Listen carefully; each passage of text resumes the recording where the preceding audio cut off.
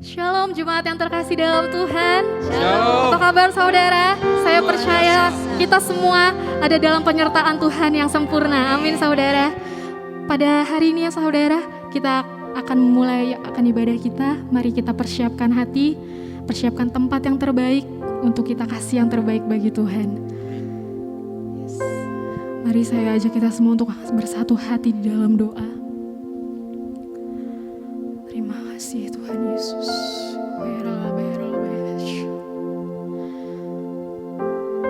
Terima kasih ya Tuhan. Terima kasih atas segala yang baik yang Kau berikan atas setiap kami. Tuhan Yesus, pada pagi hari ini ya Tuhan, kami umat-Mu ya Bapa, kami merendahkan diri di hadapan-Mu ya Tuhan. Kami mau mencari akan wajah-Mu ya Tuhan Yesus.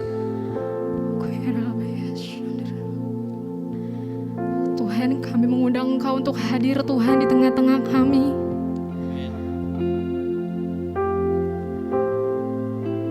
Kami membawa segenap pujian dan sembah kami ya Tuhan Yesus untuk Engkau ya Bapa. Kiranya Engkau berkenan ya Tuhan, biar Engkau yang disenangkan Tuhan melalui setiap pujian dan sembah kami. Biar Engkau yang dimuliakan ya Tuhan Yesus di atas segalanya. Terima kasih ya Tuhan Yesus.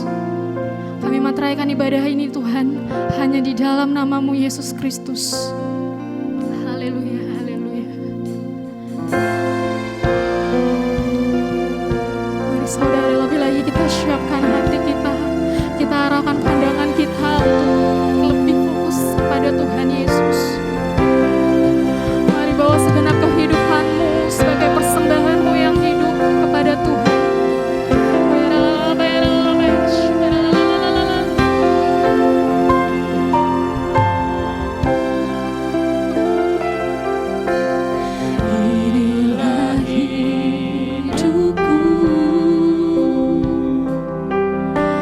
Serahkan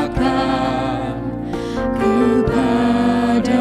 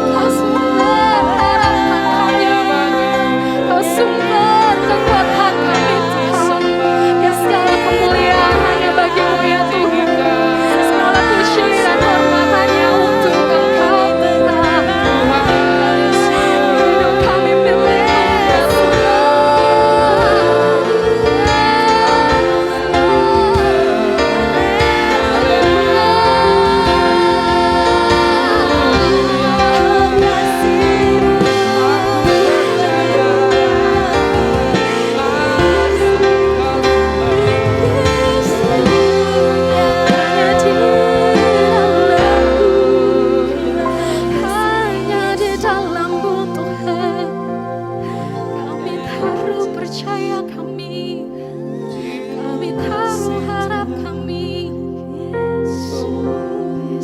Mari bersama-sama angkat kedua tanganmu saudara.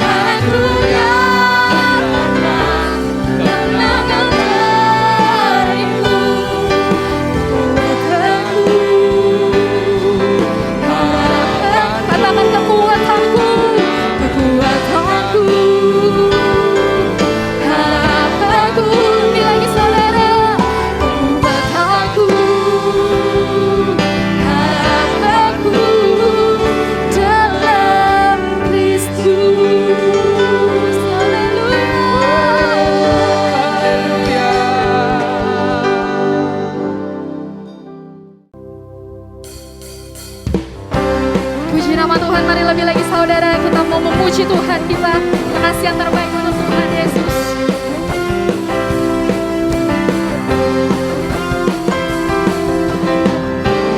Firman terangi jalanku, perisai iman di setiap waktu, lindungiku dari segala.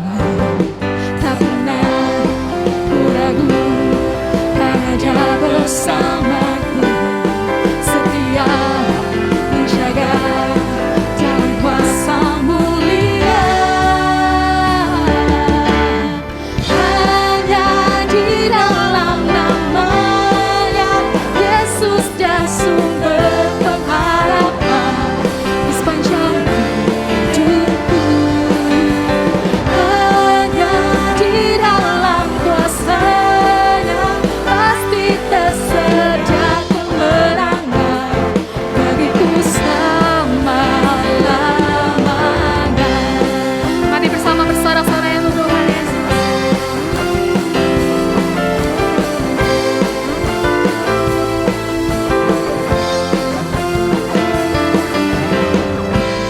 Kebenaran yang bebaskan selalu berikan ku kekuatan hadapi segala tantangan.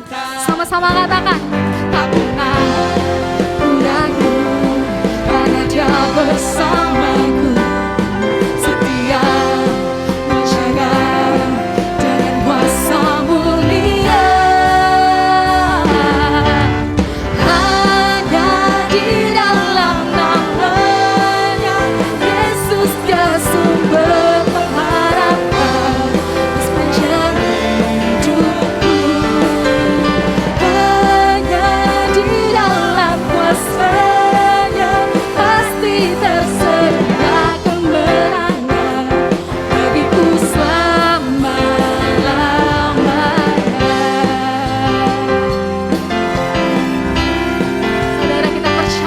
kekuatan hanya ada di dalam Tuhan. Harapan kita hanya ada di dalam Tuhan. Mari bersama-sama angkat pujian ini. Dalam namanya ada pengharapan, dalam kuasanya kemenangan. Hanya di dalam namanya Yesus dia sumber pengharapan di sepanjang hidupku.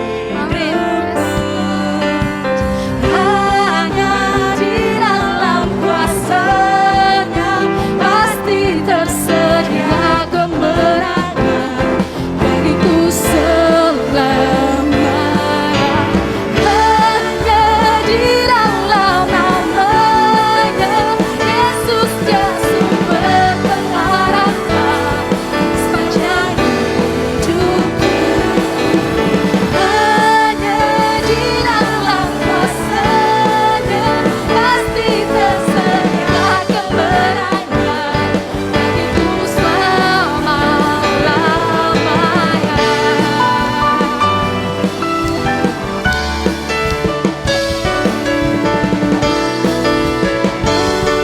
Sama-sama ya saudara, katakan dalam namanya.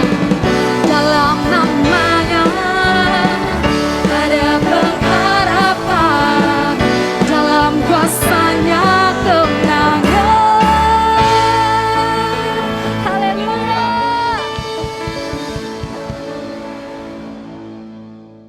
Shalom saudara-saudara yang dikasihi Tuhan Yesus. Selamat pagi, selamat beribadah bersama-sama dengan kami. Saudara-saudara semua yang sedang di rumah, pastikan bersama keluarga ada juga Alkitab di tengah-tengah saudara. Karena kita butuh firman Tuhan. Firman Tuhan menjadi petunjuk di dalam kehidupan kita. Firman Tuhan menjadi nasihat bagi kita, supaya kita boleh hidup benar dan menjadi orang-orang yang berbahagia di dalam Tuhan. Saudara-saudara yang dikasihi Tuhan, sebelum saya melanjutkan khotbah saya pagi hari ini, saya mau mengajak semua yang di rumah untuk kita bergabung bersama-sama sehati. Kita berdoa di dalam Tuhan Yesus. Bapa, di dalam nama Tuhan Yesus, kami berdoa mengucap syukur untuk pagi yang indah ini. Kalau kami semua sudah berkumpul, kami beribadah kepadamu ya Tuhan. Biarlah Tuhan yang mengurapi setiap kami, supaya kami boleh mengerti akan maksud dan rencana Tuhan di dalam hidup kami. Biarlah firman Tuhan pagi hari ini yang memberkati kami. Karena firman Tuhan menjadi kebaikan bagi hidup kami dan menjadi kekuatan bagi hidup kami, untuk kami terus berjalan di dalam kebenaran. Biarlah pagi hari ini yang sedang risau hatinya Tuhan, yang sedang gundah gulana hatinya, biar Tuhan berikan damai sejahtera, sukacita, dan biarlah Tuhan memberikan pengharapan yang baru, karena di dalam Yesus Kristus ada pengharapan, dan pengharapan di dalam Yesus Kristus tidak pernah mengecewakan. Terima kasih Tuhan Yesus, berbicaralah pagi hari ini, kami siap mendengarnya, dan di dalam nama Tuhan kami Yesus Kristus kami sudah berdoa dan mengucap syukur. Haleluya, amin. Saudara-saudara yang dikasihi Tuhan, setiap pagi pada waktu kita bangun, kita harus mengucap syukur kepada Tuhan, karena kita diberikan kesempatan lepas kesempatan setiap pagi untuk menikmati kehidupan yang Tuhan sudah berikan bagi kita. Tidak hanya kehidupan secara jasmani, tapi kehidupan secara rohani, yaitu damai sejahtera sukacita Allah yang melampaui akal pikiran manusia, dan keselamatan, kehidupan kekal yang hanya kita dapatkan daripada Tuhan kita Yesus Kristus. Saudara yang dikasihi Tuhan, mari kita awali pagi hari ini dengan membaca kebenaran firman Tuhan yang saya ambil dari kitab Yehezkiel pasal yang ke-18 ayat yang ke-9.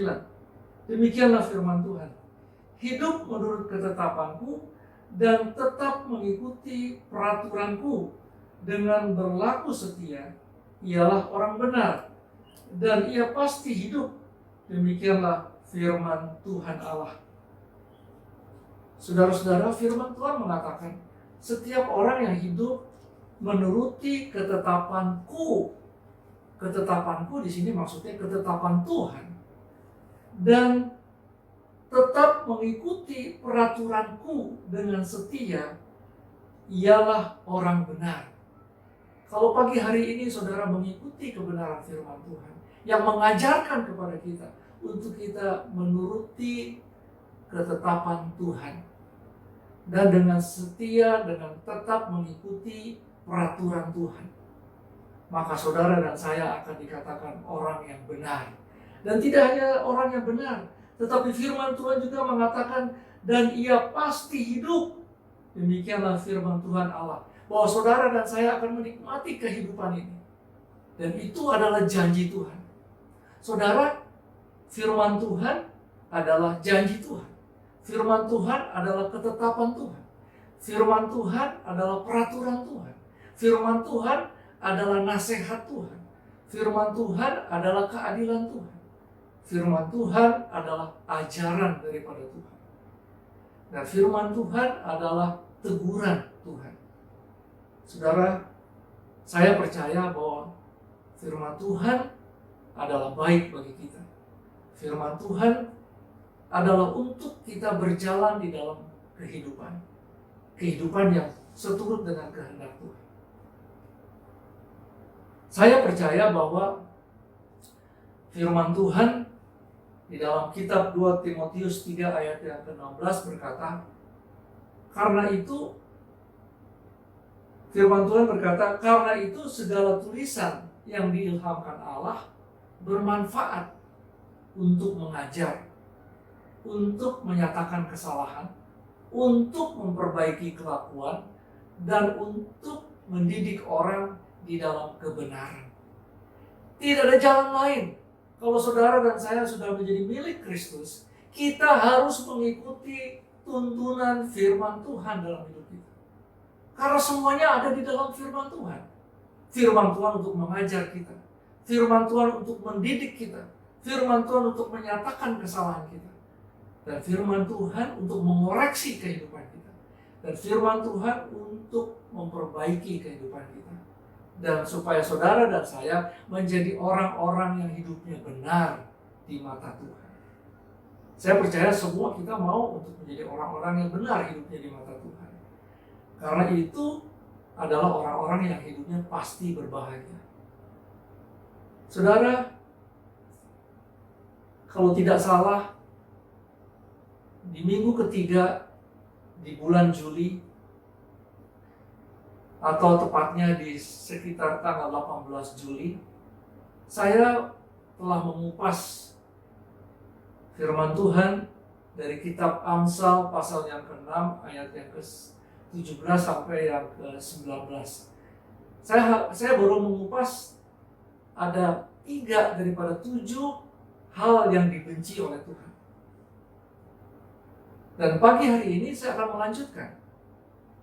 Apa saja yang sudah saya kupas pada waktu itu hanya untuk mengingatkan saudara dan saya. Yang pertama, mata sombong. Yang kedua, lidah dusta. Yang ketiga adalah kaki yang ingin untuk melakukan perbuatan-perbuatan yang tidak berkenan di hadapan Tuhan. Dan hari ini, pagi ini, saya akan melanjutkan, saudara. Hal yang keempat, yaitu hati yang membuat rencana-rencana yang jahat. Ini adalah sesuatu yang dibenci oleh Tuhan.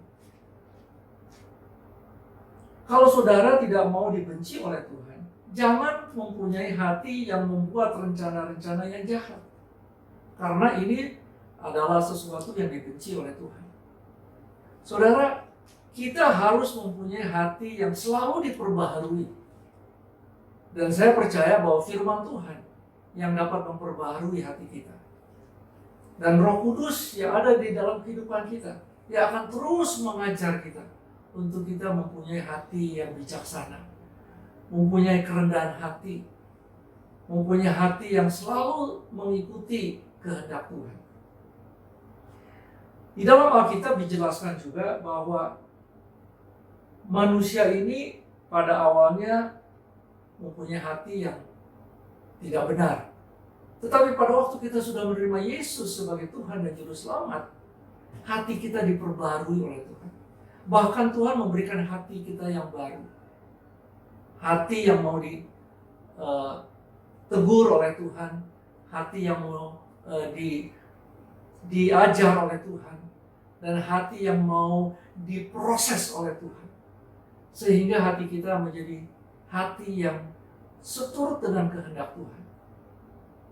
Tidak mudah, saudara. Tapi ini adalah sesuatu yang harus kita ikuti. Kalau kita adalah anak-anak Tuhan. Kalau kita sudah menjadi miliknya Tuhan Yesus. Supaya kita mengikuti kehendak Tuhan. Saudara, Tuhan tidak menginginkan supaya saudara mempunyai hati yang iri. Karena orang yang iri hati itu pasti hidupnya tidak berkenan di hadapan Tuhan. Apa sih iri hati itu? Iri hati itu kita tidak suka kalau ada orang yang lebih maju daripada kita. Kita tidak suka kalau ada orang yang lebih kaya daripada kita. Kita tidak suka kalau ada orang yang lebih pintar dari kita. Padahal Tuhan memberkati setiap anak-anaknya menurut kemauan Tuhan. Jadi pada waktu kita sudah diberkati oleh Tuhan dengan apa yang kita miliki, harusnya kita mensyukuri apa yang Tuhan sudah berikan kepada kita. Jangan kita mempunyai iri hati kepada orang lain. Mengucap syukur di dalam segala hal. Karena itulah yang dikehendaki Tuhan di dalam Yesus Kristus bagi kita semua anak-anak Tuhan. Karena pada waktu kita mengucap syukur, hati kita penuh dengan ucapan syukur, maka hidup kita akan bersukacita di dalam Tuhan. Banyak orang yang tidak bisa mensyukuri apa yang dia dapat daripada Tuhan. Tapi kalau saudara dan saya pagi hari ini mendengar firman Tuhan, dan Tuhan tidak suka atau Tuhan membenci hati yang membuat rencana-rencana yang jahat. Hati yang membuat rencana-rencana yang jahat yaitu hati yang mengikuti keinginannya sendiri. Hati yang tidak mau mengikuti akan firman Tuhan. Kalau saudara mau melakukan segala sesuatu menurut kehendak sendiri, ya, saudara tidak mengikuti tuntunan Tuhan, saudara tidak mau mengikuti firman Tuhan, maka saudara mengikuti rencana-rencana yang di luar daripada kehendak Tuhan atau rencana-rencana yang jahat di mata Tuhan.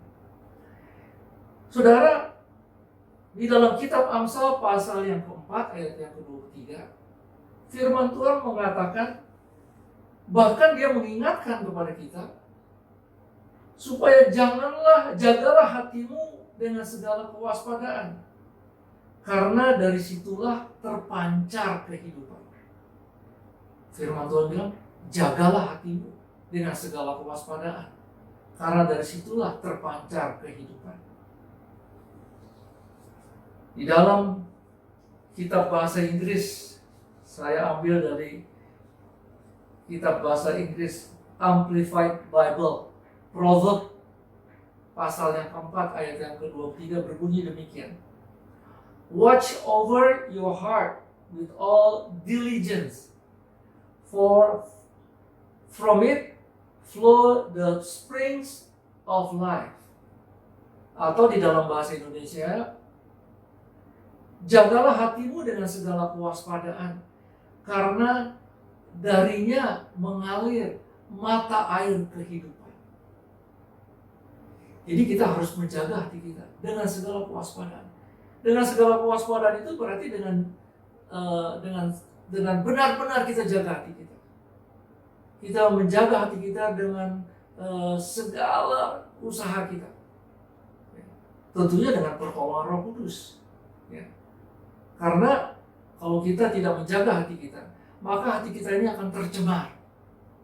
Hati kita itu akan tercemar dengan apa yang kita lihat, dengan apa yang kita dengar, apa yang kita baca.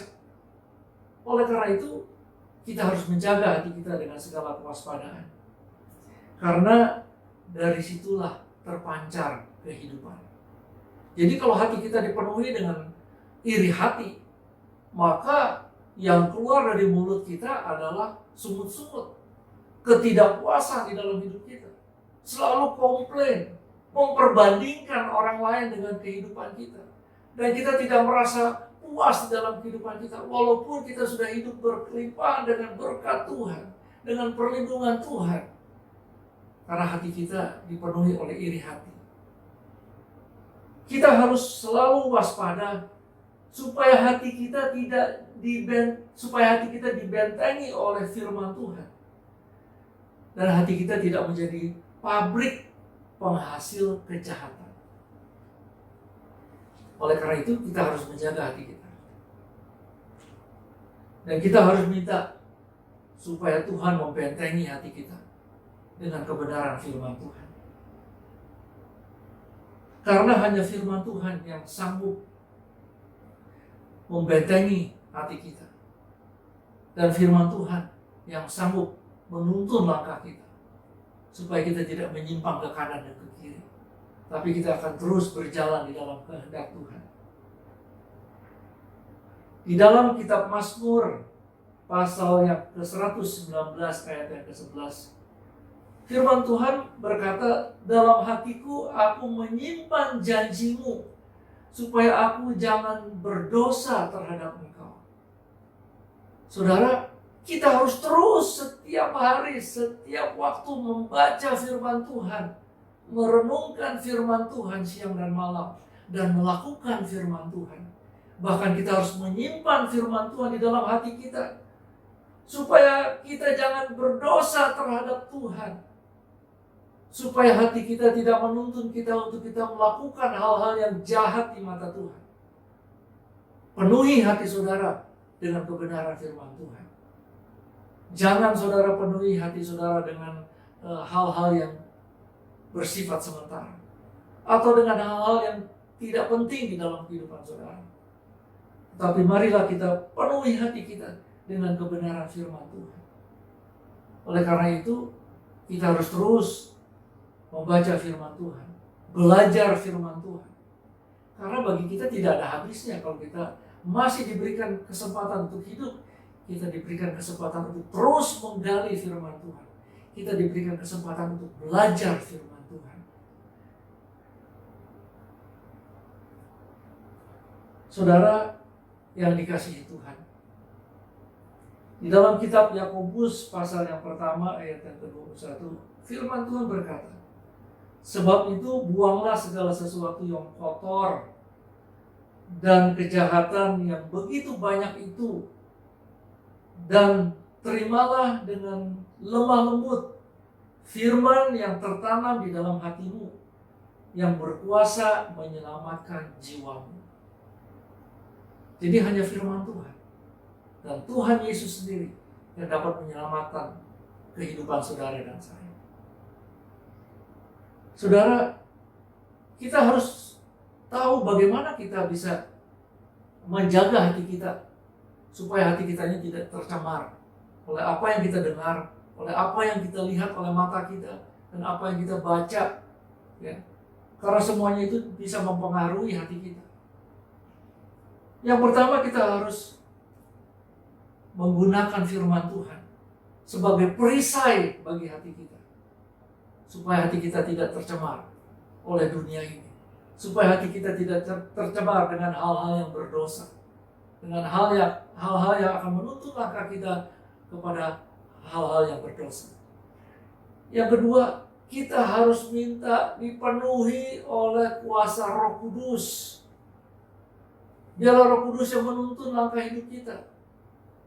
Biarlah Roh Kudus yang berjalan bersama dengan kita. Bahkan Roh Kudus yang tinggal di dalam hati kita.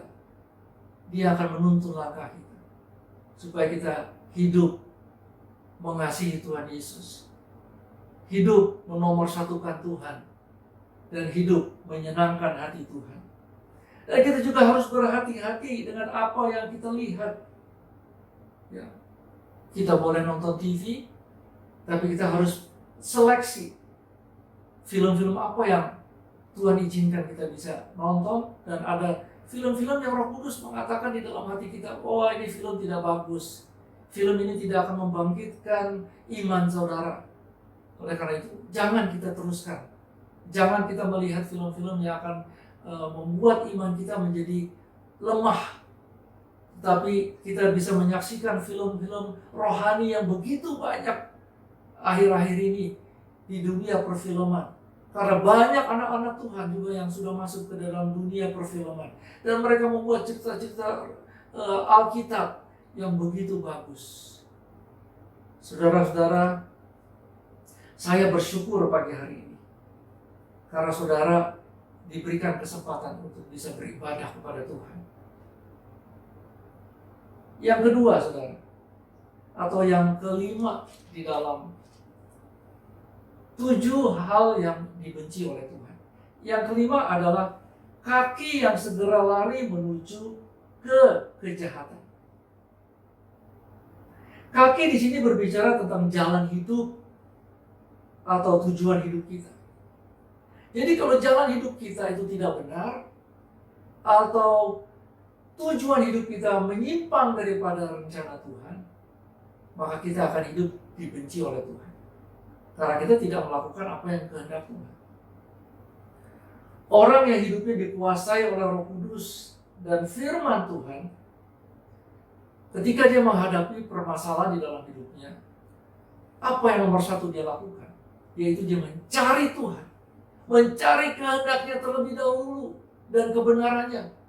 Maka semuanya akan ditambahkan bagimu. Kita harus acknowledge Him. Kita harus mengakui Dia di dalam segala laku kita, di dalam setiap perencanaan kita.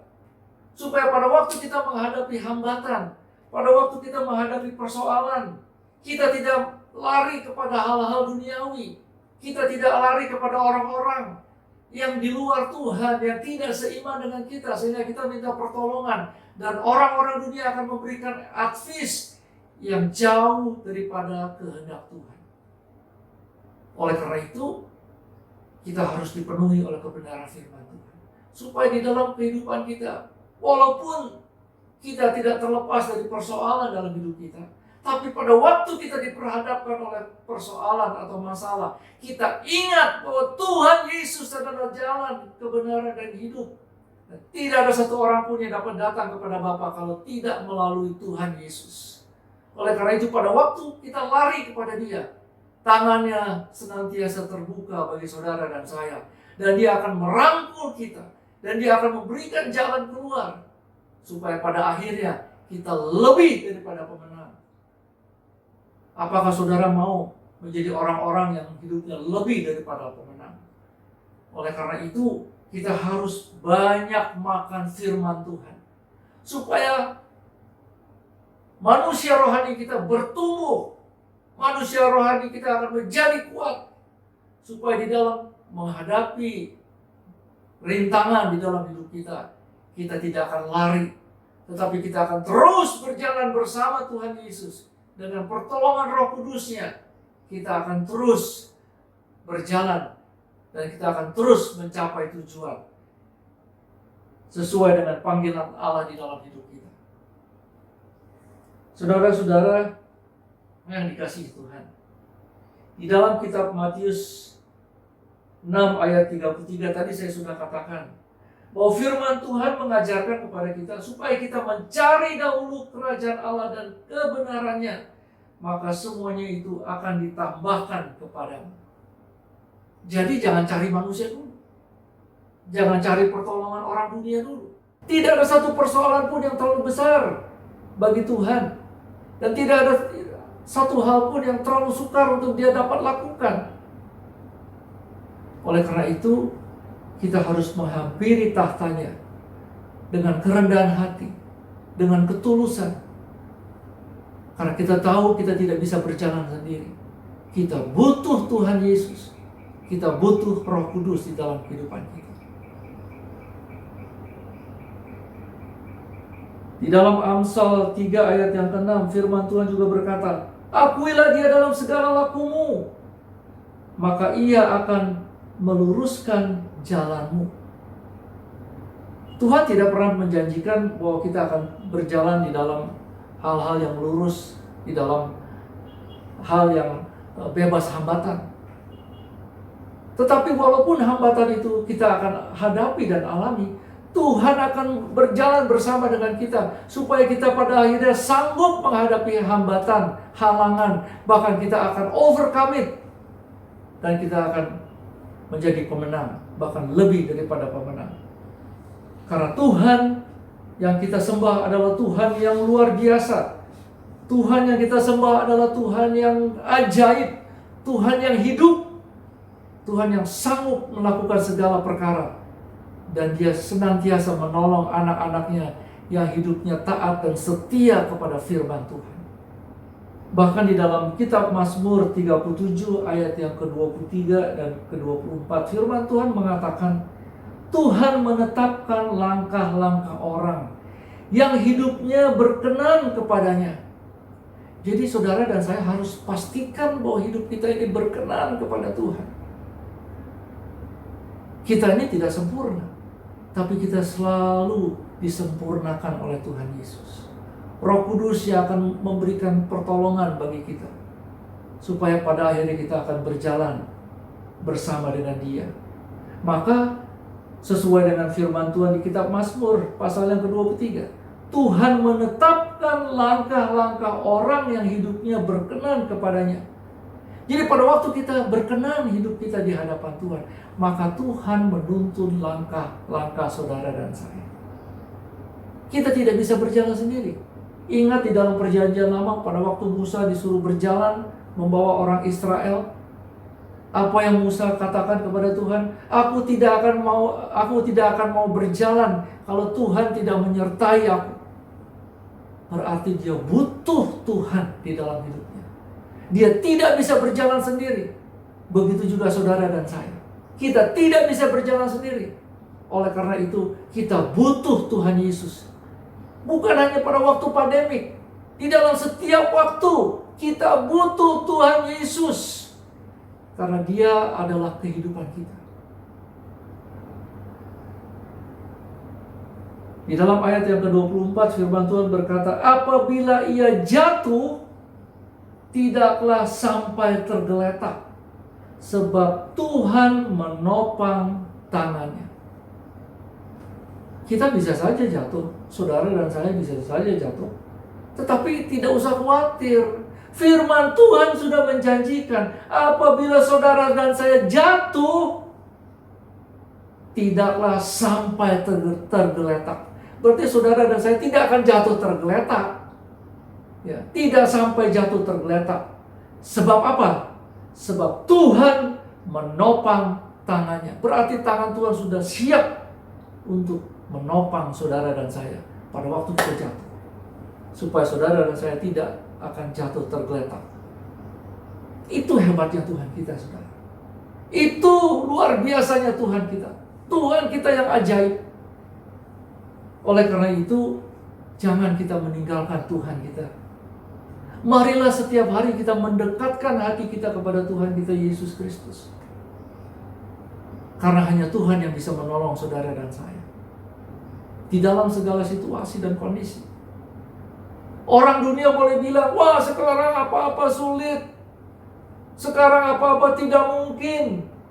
Di dalam Yesus Kristus saya katakan, segala sesuatunya mungkin. Karena bagi Allah tidak ada yang mustahil.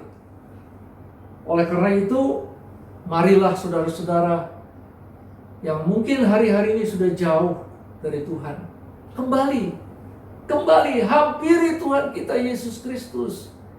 Karena Dia Tuhan yang baik, Dia Tuhan yang penuh dengan kasih, Dia Tuhan yang selalu ingin memberikan pertolongannya kepada saudara dan saya. Dan tangannya tidak terlalu pendek untuk memberikan pertolongan bagi saudara.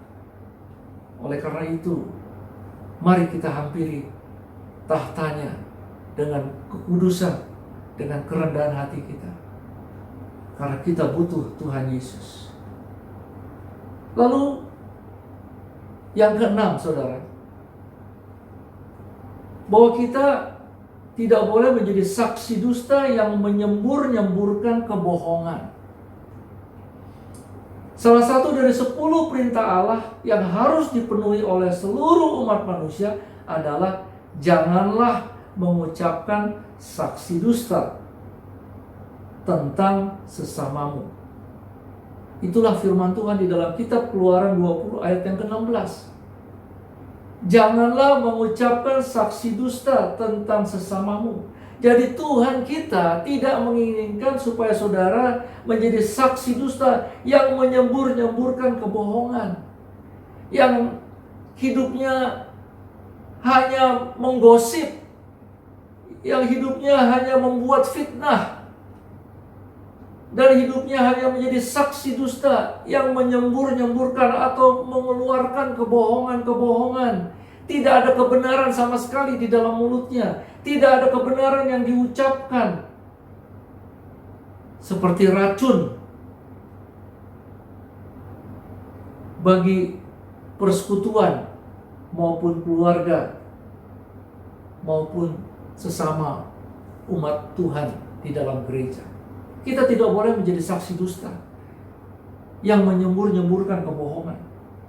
Karena apa, saudara? Orang yang suka bersaksi dusta dan menyembur-nyemburkan kebohongan tidak akan bahagia hidupnya. Pasti hidupnya dimusuhi sama orang. Pasti hidupnya dikucili sama orang.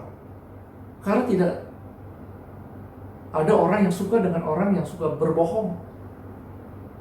Tidak ada orang yang senang bergaul dengan orang yang suka berdusta. Saya kasih contoh di dalam Alkitab. Ketika Tuhan Yesus diadili di mahkamah agama, orang-orang Farisi dan orang Yahudi, mereka memakai saksi-saksi palsu atau saksi-saksi dusta dengan segala kebohongan yang bertujuan untuk menghukum mati Yesus. Seperti apa yang dikatakan di dalam kitab Matius pasal yang ke-26 ayat yang ke-59. Firman Tuhan berkata, imam-imam kepala malah seluruh mahkamah agama mencari kesaksian palsu terhadap Yesus supaya ia dapat dihukum mati. Mereka mencari saksi-saksi palsu. Hanya apa tujuannya? Untuk menghukum Tuhan Yesus supaya mati. Saudara, kalau saudara terus-menerus di dalam hidup saudara menjadi saksi dusta yang menyembur-nyemburkan kebohongan, saudara bisa menyebabkan orang lain kehilangan nyawa. Bisa menyebabkan orang lain celaka. Oleh karena itu, kita harus menjaga perkataan kita.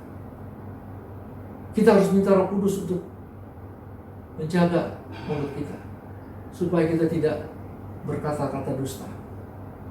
Karena Tuhan tidak menginginkan supaya saudara dan saya menjadi saksi-saksi dusta bagi Tuhan. Tetapi Dia menginginkan supaya saudara dan saya menjadi saksi-saksi Kristus yang memberitakan kabar baik, yang memberitakan kabar sukacita kepada banyak orang di dunia ini, dan mencari yang hilang daripada umat Allah, dan menyampaikan berita Injil kepada orang-orang di seluruh muka bumi ini. Saudara yang berbahagia di dalam Kristus Yesus. Dan yang terakhir, yang ketujuh, yaitu saksi dusta yang menimbulkan pertengkaran saudara. Tadi ada yang dikatakan saksi-saksi dusta yang menyembur-nyemburkan kebohongan. Dan yang terakhir adalah saksi dusta yang menimbulkan pertengkaran saudara.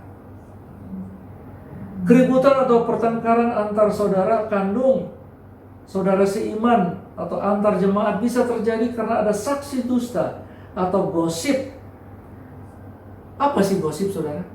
Gosip itu cerita bohong atau cerita yang ditambah-tambahi daripada aslinya atau yang sebenarnya, sehingga kedengarannya enak.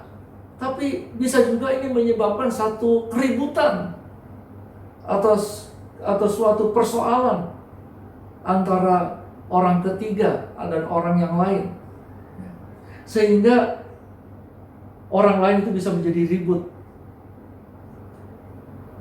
Sedangkan Bapa di surga menghendaki supaya kita itu menjadi pembawa damai sejahtera.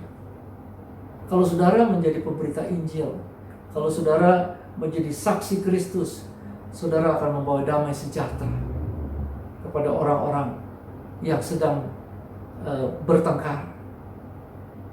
Saudara yang dikasihi Tuhan, saya percaya bahwa kita ditebus oleh darah Tuhan Yesus yang mahal, bukan untuk menjadi saksi dusta bagi Tuhan, tapi kita harus memberitakan kabar baik ini. Seperti apa yang dikatakan di dalam kitab 1 Petrus 2 ayat yang ke-9. Firman Tuhan berkata, tetapi kamulah bangsa yang terpilih, imamat yang rajani, bangsa yang kudus, umat kepunyaan Allah sendiri, supaya kamu memberitakan perbuatan-perbuatan yang benar, yang besar dari Dia yang telah memanggil kamu keluar dari kegelapan kepada terangnya yang ajaib. Jadi Tuhan tidak pernah menentukan saudara setelah saudara diselamatkan oleh kematiannya di kayu salib dan memberikan kehidupan yang kekal kepada saudara supaya saudara menjadi saksi dusta. Tapi dikatakan oleh firman Tuhan di dalam kitab 1 Petrus 2 ayat yang ke-9, supaya kamu memberitakan perbuatan-perbuatan yang besar dari Tuhan Yesus yang telah memanggil kamu keluar dari kegelapan kepada terangnya yang ajaib. Saudara yang saya kasihi di dalam Tuhan, marilah kita lebih giat lagi untuk membaca firman Tuhan dan merenungkan firman Tuhan di dalam kehidupan kita. Kita harus mengasihi Tuhan Yesus lebih daripada yang lain. Saya akan tutup dengan beberapa kesimpulan, saudara. Kesimpulan yang pertama, bahwa kita harus mempertahankan hubungan kita bersama Kristus. Artinya apa? Kita harus terus menjaga hubungan kita supaya hubungan kita ini jangan putus sama Tuhan Yesus. Dan kita harus lebih berhati-hati dengan jebakan-jebakan iblis melalui kenikmatan daging yang hanya bersifat sementara.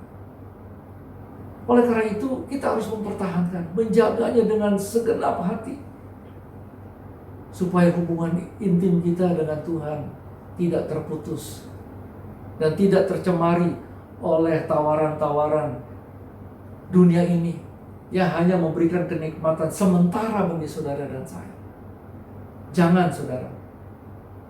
Yang kedua, kita harus makan firman Tuhan setiap hari agar manusia rohani kita menjadi kuat dan menjadi dewasa di dalam Kristus. Tentunya kekuatan orang dewasa dengan kekuatan anak-anak yang masih kecil beda. Oleh karena itu, kita harus menjadi kuat dan harus menjadi dewasa. Oleh karena itu, kita harus banyak makan firman Tuhan. Karena firman Tuhan yang memberikan pertumbuhan iman kita. Lalu yang ketiga, kita harus minta kepada Tuhan, Tuhan, selidiki aku, selidiki hatiku. Ya. Lihat hatiku, Tuhan. Apakah aku sungguh mengasihi-Mu, Tuhan Yesus? Mungkin saudara ingat dan saudara kenal akan lagu ini. Selidiki aku, lihat hatiku, apakah ku sungguh mengasihi-Mu, Yesus? Kau yang Maha tahu dan menilai hidupku, Tak ada yang tersembunyi bagimu. Tidak ada yang tersembunyi bagi Tuhan Yesus. Hati kita yang di dalam ini, Dia bisa melihat dan Dia bisa mengerti apa yang ada di dalam hati kita. Oleh karena itu kita minta senantiasa sebelum kita tidur, pada waktu kita bangun pagi-pagi, Tuhan selidiki hatiku. Apakah aku masih mengasihi Engkau, Tuhan Yesus? Dan yang terakhir, saudara, jadi kalau kita sungguh-sungguh mengasihi dan menghormati Allah, maka kita akan membenci apa yang dibenci Allah. Kita akan menghindari hal-hal yang dibenci Allah. Jadi yang terakhir saya katakan, jadi kalau kita sungguh-sungguh mengasihi dan menghormati Allah, maka kita akan membenci apa yang dibenci Allah. Kita akan menghindari hal-hal yang dibenci Allah. Saudara yang dikasihi Tuhan, demikianlah firman Tuhan yang Tuhan taruh di dalam hati saya, yang saya sudah sampaikan kepada saudara-saudara semua. Biarlah firman Tuhan menjadi berkat bagi saudara dan saya. Dan biarlah firman Tuhan menjadi kekuatan bagi kita semua, untuk kita terus berjalan di dalam kebenaran, untuk kita terus ada di dalam perlindungan tangan kasih Tuhan, dan penyertaan daripada kuasa Roh Kudus yang akan membuat saudara kuat untuk tetap bersama dengan Tuhan Yesus. Saudara yang dikasihi Tuhan, sebelum saya mengakhiri ibadah kita pagi hari ini, mari kita tundukkan kepala, kita berdoa.